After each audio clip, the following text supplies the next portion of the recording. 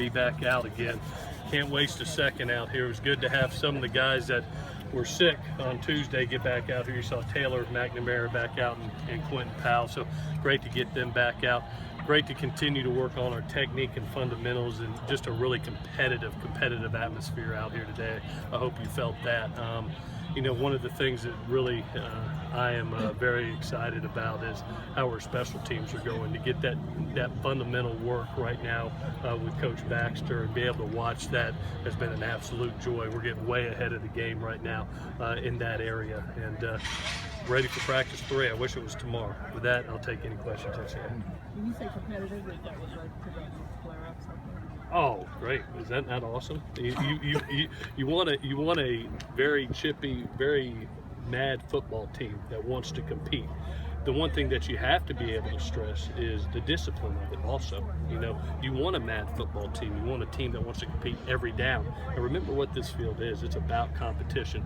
But one of the things, like I stressed to them, at the end of the day, when you're a young person, you have to learn that when you make a decision in a game that could hurt you, you got to have the discipline to back off. You know, play in between the whistles. That's a good thing. Play after the whistle, that's a bad thing. So great lesson learned, and it's one of those things that's always going to happen in every camp. You know, have a little chippiness, address it, and move on. Is that what the up and downs were about? Oh yeah. Just if they want to get extra chippy, I'll teach them. I'll teach them about it just real fast. We're going to be a disciplined football team, and that's part of being a championship football team. Is, you know, one decision can cost you a game. And, you know, we're on a mission to go win a championship, so you have to teach these lessons in camp. So very, very glad it came up. Don't want to take away from the competitive atmosphere, but you know, as a coach, you hope you have to pull them back. You don't want to have to push them forward, then you got a problem. How'd the quarterbacks look today? Again, I tell you what, Max looked sharp again to me today. And then I thought the young kids got a little jitters out. I saw, you know, Sam really step forward and make some nice throws out there today. So I just like how each one of them is competing and really picking up the offense faster, and some of the new terminology faster than I thought they would. Very impressed with Jalen and Matt Fink too, especially Matt. You know, to come out here and throw the accurate balls that he's throwing right now.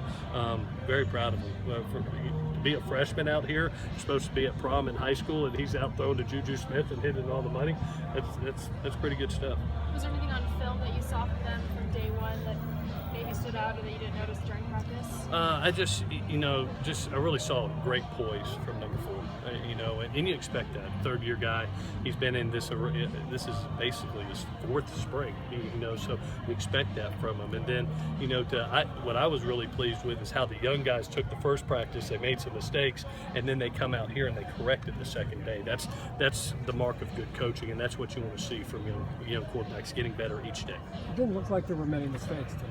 No, I tell you, I've been really, really pleased. And one of the things, the format we're doing right now, I really like. You know, we're actually walking through in the morning. So everything that you see out here, we walk through in the mornings at 7 a.m. We come in, have a meeting on that walkthrough, and then come out here and do it live. And I think that learning process is really helping our football team right now. The quarterbacks are all pretty different. They have different skill sets. Yeah. But what are some general things that you're kind of judging or using to evaluate this competition? Yeah, and you know, I said it the other day, the most important thing to me and the mark of a great quarterback is the ball moves and it scores points. You know, your quarterback puts points on the board and the ball moves up and down the field. You know, to be able to see a kid throw in one-on-one drills and individual drills, that's great. But when the bullets fly and we're in team blitz and we're in that team competition at the end and you make the throw when it counts, I was very pleased on the last throw, dead on the money for the win. You know, those are the things you want to see from a quarterback. It's been like having Clancy Pendergast back. Oh, God. I sleep very well at night. You know, I think he's doing a tremendous job. He's captured that room. Really has captured the defensive room. You know, he's one of those guys that are extremely simple sign. He's going to put one defense in, he's going to get really good at it, and he's going to do it until he feels comfortable that the kid's got it, then he moves on. He's not a guy that's going to put in, you know, a ton of defense and put pressure on the kids. He's really a guy that wants to have his players play fast. And that's one of the things I've seen from the first 2 days. I'm not seeing a lot of busts out there. You know, you're seeing kids fly around and play fast because it's extremely simple, and he teaches technique and fundamentals.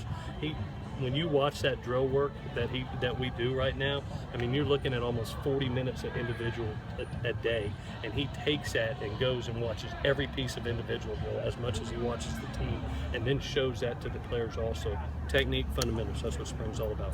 Watching the offense, if somebody would have paid a lot of attention to Western Kentucky last year, you might see some stuff that's familiar. No question. I tell you, there is one of the things that we wanted to do as we came in here is to merge several great minds together, but to have a Tyson Helton, a Neil Callaway, a Tommy Robinson merge into with a T. Martin.